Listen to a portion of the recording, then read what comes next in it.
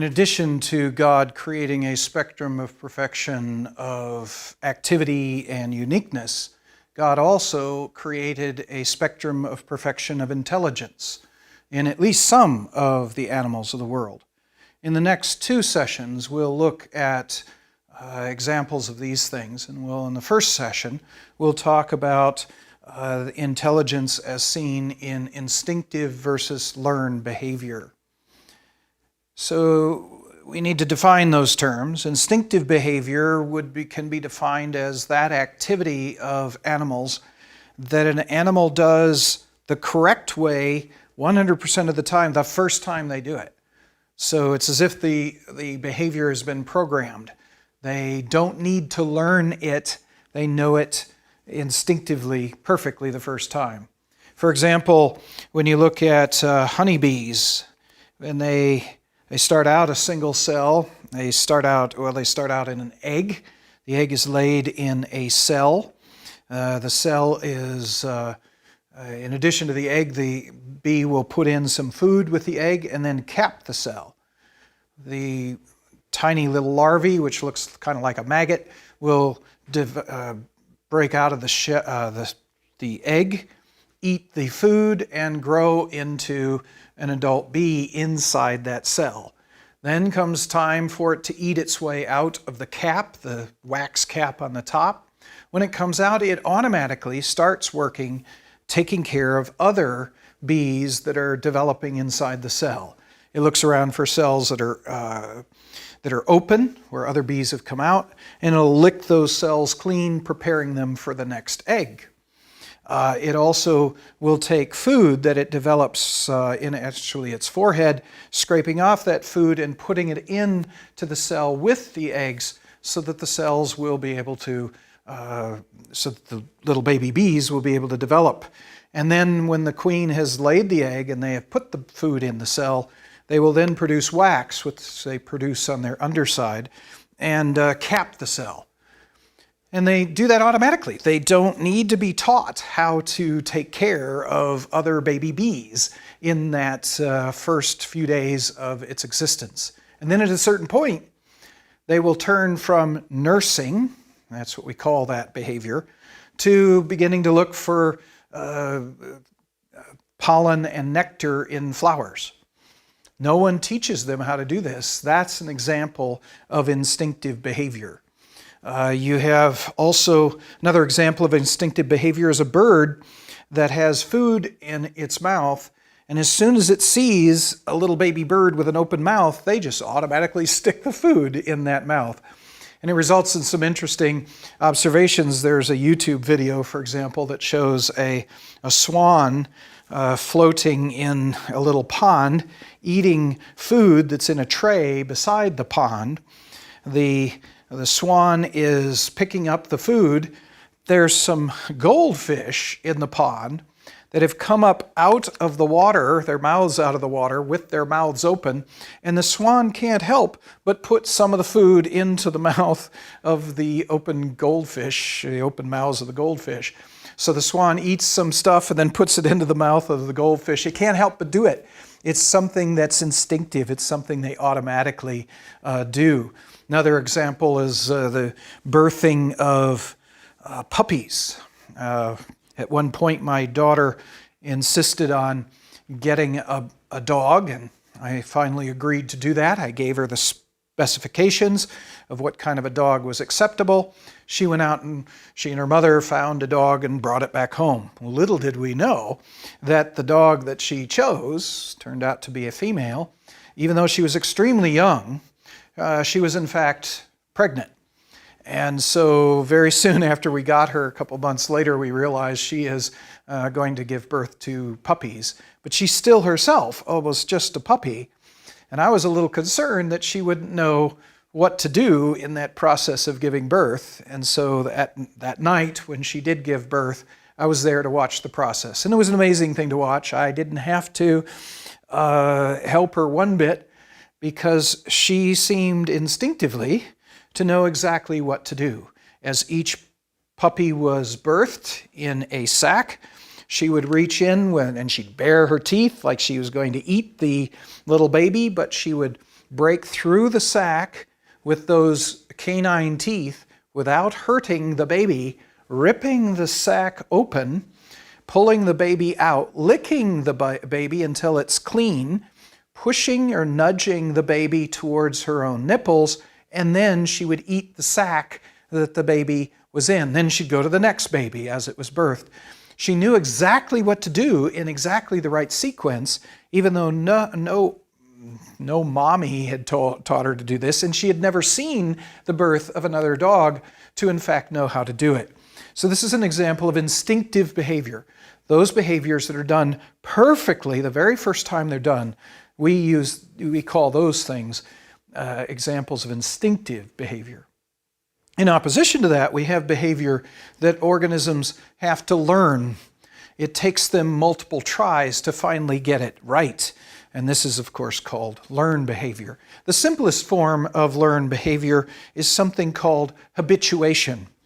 This is where an organism's normal response to particular things that happen is overridden by the animal getting used to the phenomenon.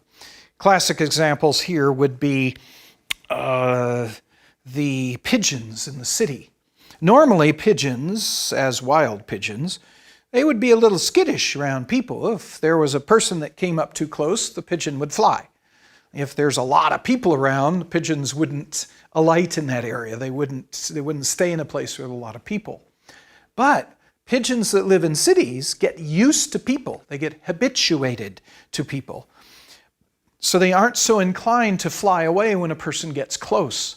So they override their natural, let's say, instinct, which is to fly away, and they learn that it's okay to stay there. And in fact, if they stay there and perform just right, maybe people will feed them, and there's an advantage to doing so.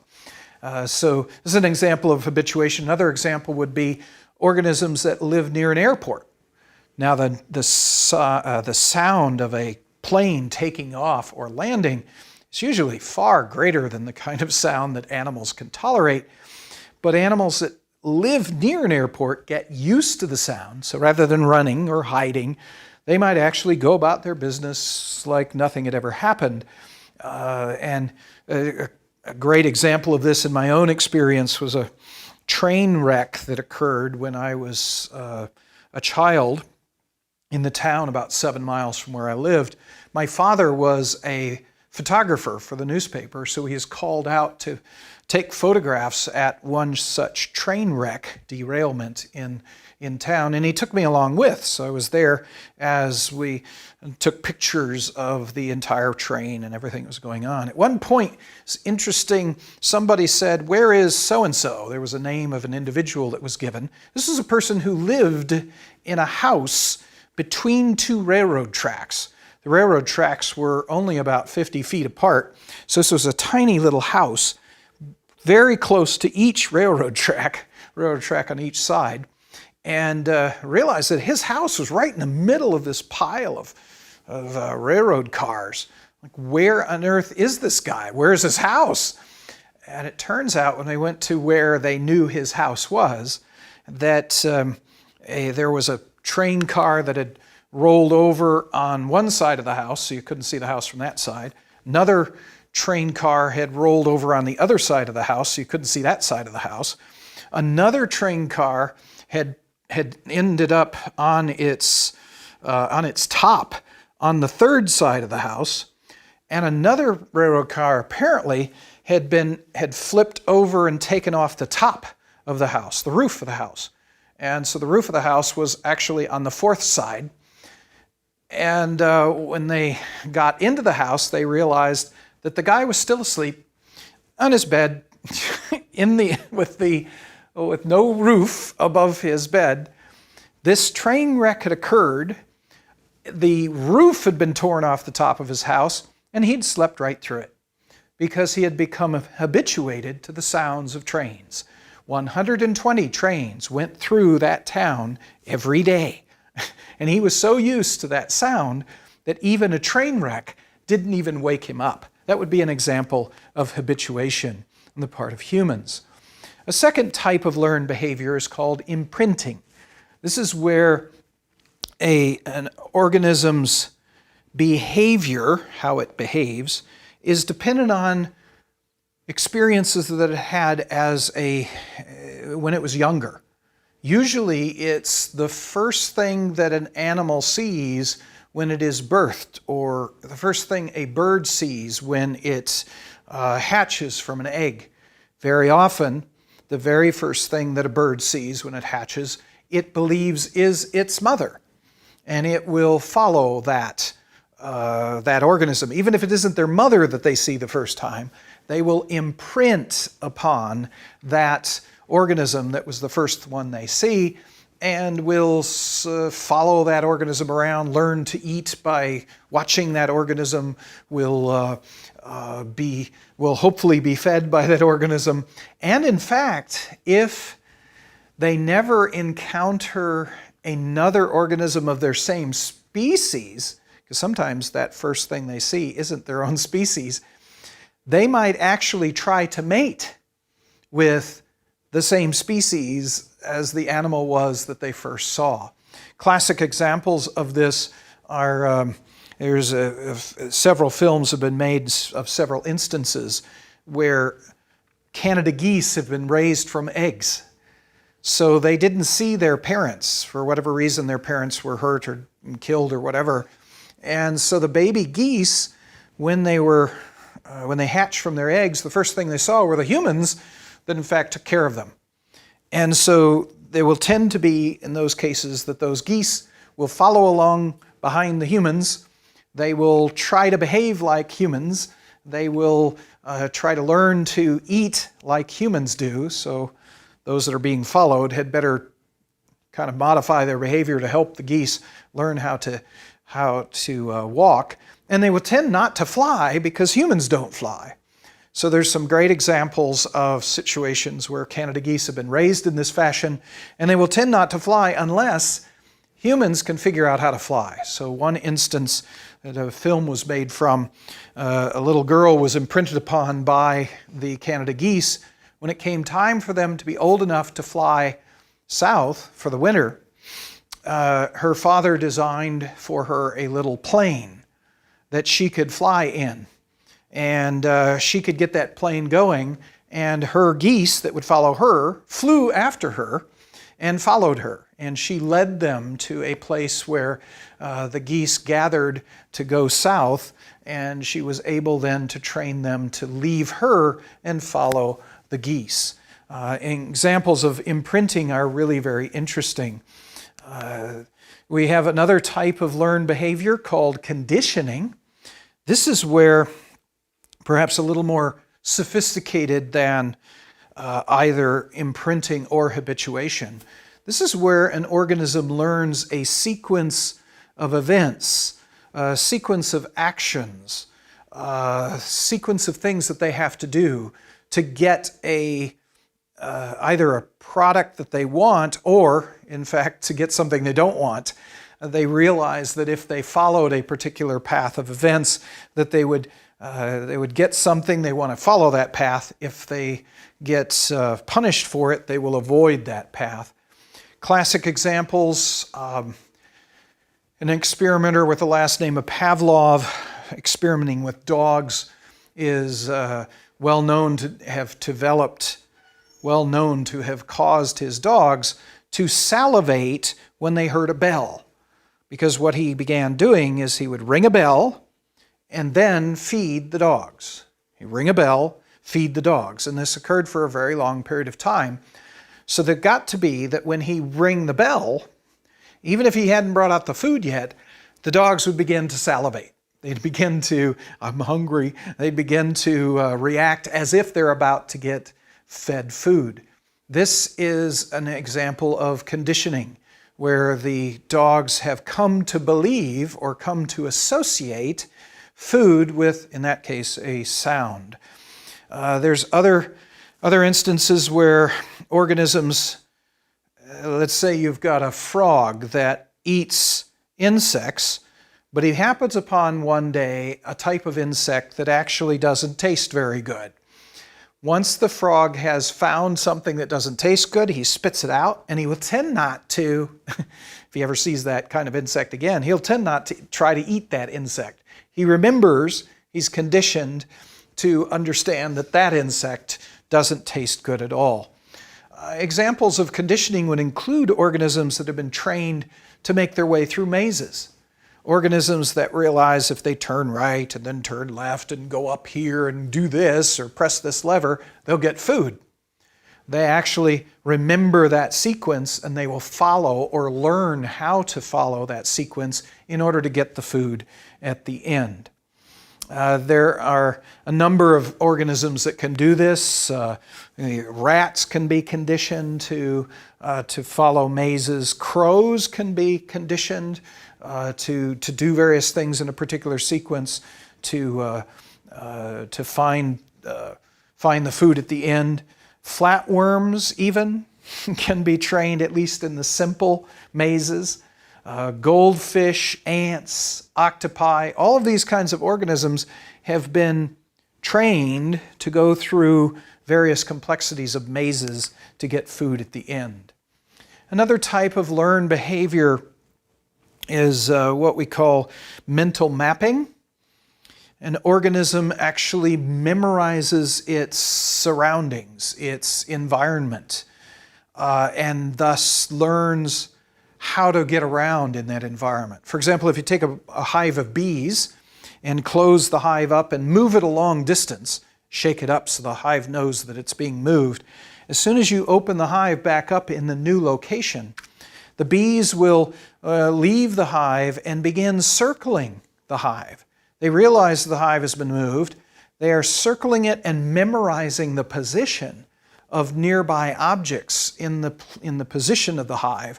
They go outward further and further, memorizing a map, if you wish, of the local area. So when they go out from the hive and come back, they know their way back to the hive.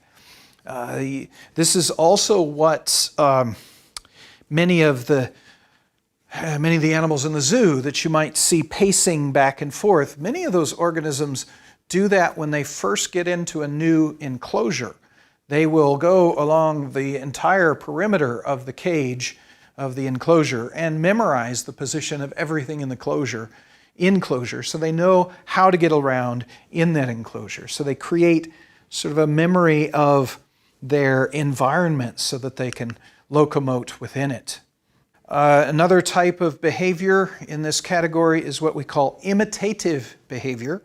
This is where an organism imitates the behavior, apes the behavior, copies the behavior of another organism. It might be their own kind, or it might be another organism's behavior. For example, little baby chicks, they learn how to eat by watching their parents.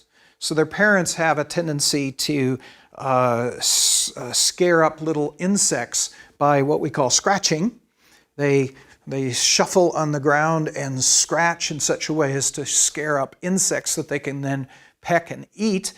The little baby chicks will follow along behind mother by imprinting and then watch the mother as she scratches. They will learn to scratch in the same fashion. So they're imitating their mother and thus learn how to eat in that fashion. Raccoons learn to forage by imitating their parents. And this is evident to me when I was a kid growing up. We had opportunity to raise a number of organisms. We lived out in the woods, and we'd occasionally find abandoned baby animals of various species, and we would take them in, raise them, re-release them into the wild when those organisms were either well or at least big enough to release into the wild. And one type of organism that we repeatedly raised was the raccoon. It wasn't every year, but many springs we would be going through the woods with the snow still on the ground, and we'd hear some crying of some animal.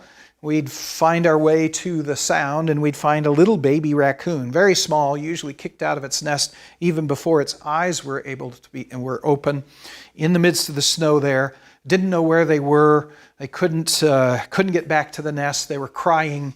They would never be accepted back into the nest under those circumstances. So we'd pick the little fellers up, take them home, and raise them. We had opportunity usually to raise them for the duration of the season, throughout the rest of the spring, the summer, and into the fall.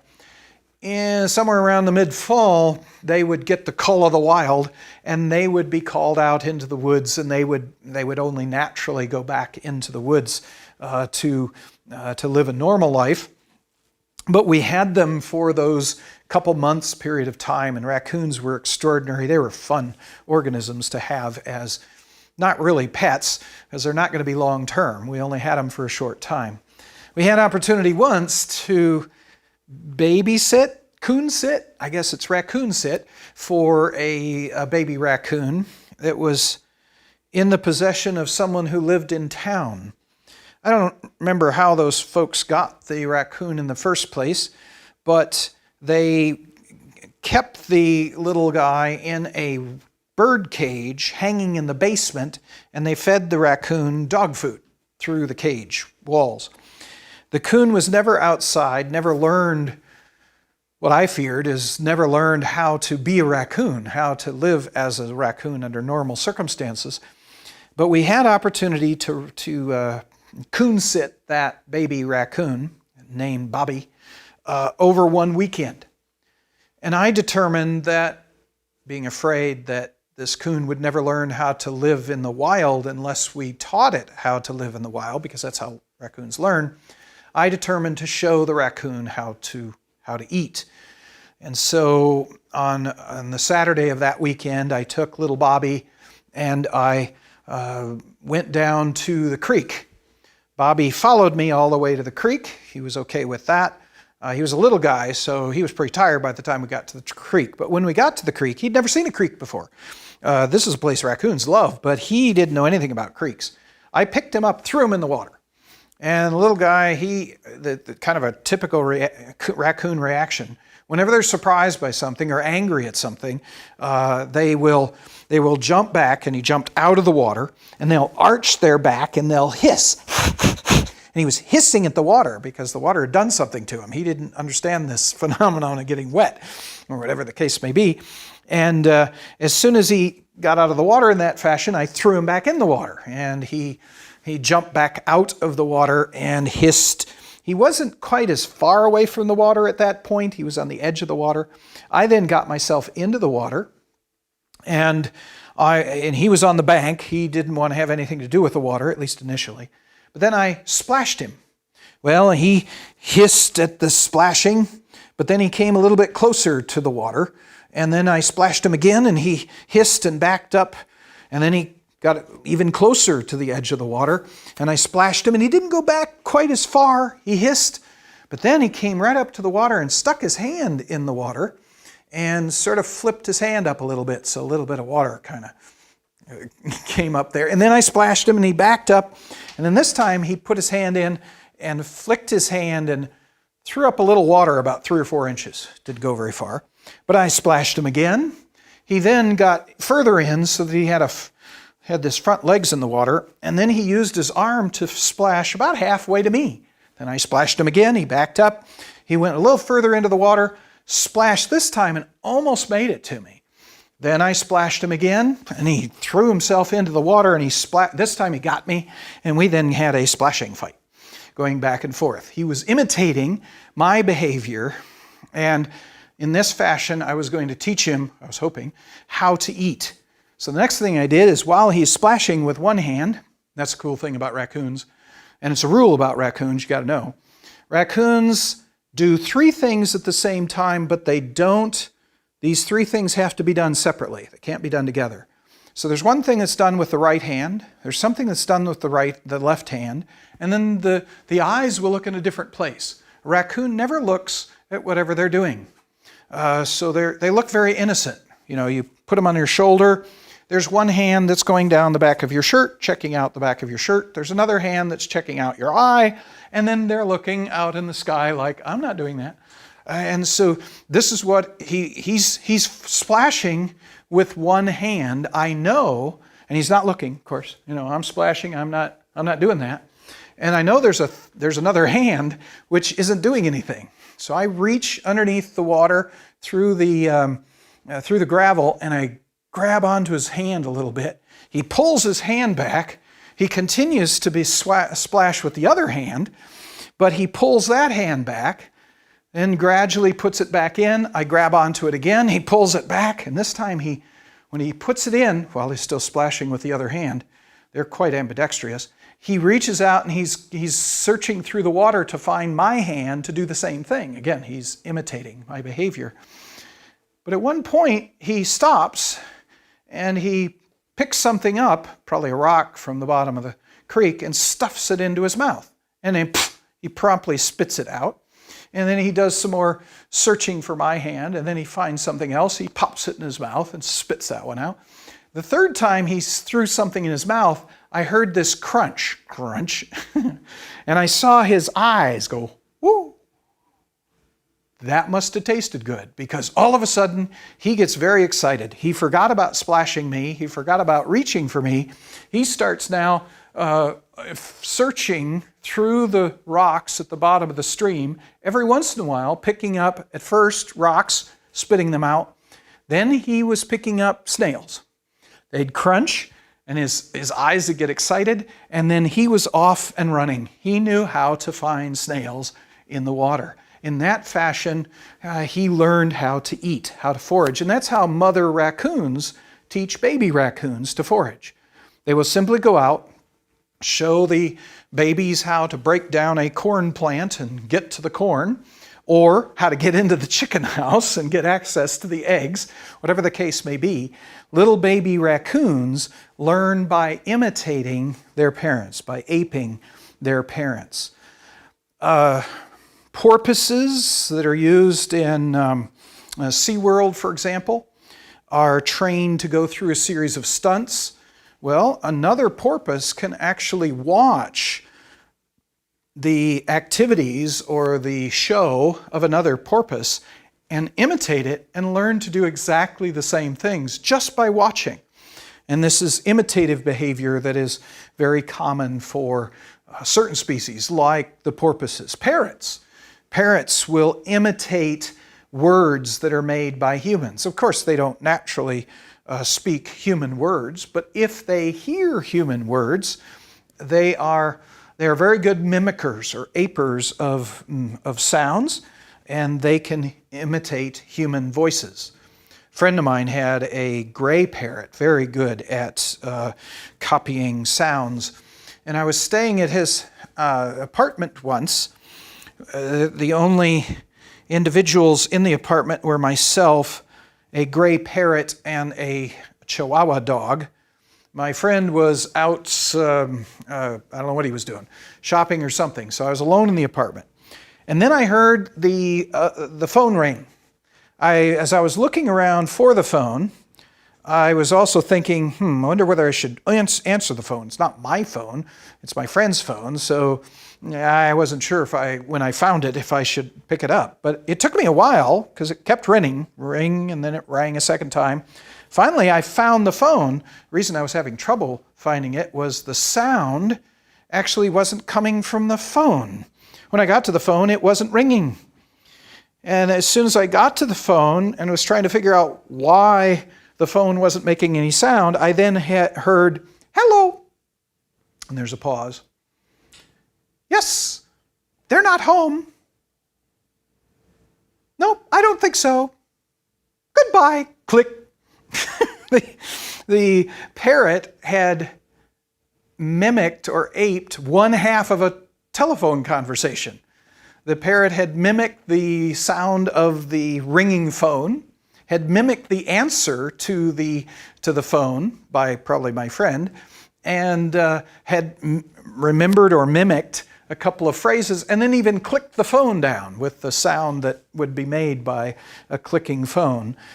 Parrots are great examples of imitators or mimics of behavior of other organisms. Now, a lot of these examples of imitative behavior would be beneficial to the organism. For example, for a raccoon to imitate the behavior of its parents in eating brings benefit to the baby raccoon because they learn how to eat. But other activities, mimicking activities, are not beneficial or necessarily beneficial to the animal, and suggests that organisms are capable of even more sophisticated behavior than imitative behavior that's necessary. For example, there's one parrot who not only mimicked words, but actually mimicked gestures as well. What's interesting about these examples, by the way, there are some capabilities that seem to be that an entire species of organism seems to have. And there are other more sophisticated behaviors that not every individual in the species is capable of having, but only some, as if there are smarter individuals in species of animals. And this is the case here. Not all parrots do what I'm about to describe, but occasionally there's a parrot that comes along, probably a smarter parrot, I guess, who not only can mimic words and sounds, but mimic gestures as well. So there's a parrot that, while it's saying chow, it would actually raise a foot and wave at the same time that it's saying chow. When it says forget it, it would actually toss something and grab onto something with its foot and toss it to the side. Forget it, and giving both a gesture and a sound for a given action. Saying whoops, drop the peanut, while bending over as if to pick up the peanut. Remember, Lloyd Morgan, don't forget, while using claw motions on the last two words. Remember, Morgan, don't forget. The same kind of actions that probably the owner of the parrot, in fact, used with the words. One bottlenose dolphin used a feather to scrape the lining of its tank in one of the SeaWorld exhibits because what that dolphin had seen repeatedly is a human diver coming and scraping, cleaning the side of the tank. And the dolphin was simulating the activity of that diver by scraping the edge of the tank with, in this case, a seagull feather. One bottlenose dolphin was known to mimic every single organism that swam in its tank. So it would swim like a seal, which swims differently than a dolphin. And then it would turn to swimming like a turtle, which again swims in a very different way than either the seal or the dolphin. Or it would imitate the actions of skates or penguins in its cage. Some orangutans have been known to mimic humans in using a toothbrush. Pick up a toothbrush and brush their teeth just like humans. They're just watching. They're just imitating or aping, in that case, the humans. One orang, Subpoena, even ignited a fire with kerosene. So it took kerosene, put it on some sticks, ignited the fire with a sparker, and then picked up a trash can lid and waved it there to get the fire going. Obviously something that Subpoena had seen humans do. So we have a number of examples of behavior that's everything from instinctive behavior to learned behavior, from simple learned behaviors to more complicated learned behaviors. So we have a spectrum of perfection of behaviors that point us to the possibility of something with very sophisticated learned behaviors. We'll continue with this, some other examples of this sort of thing in the next section.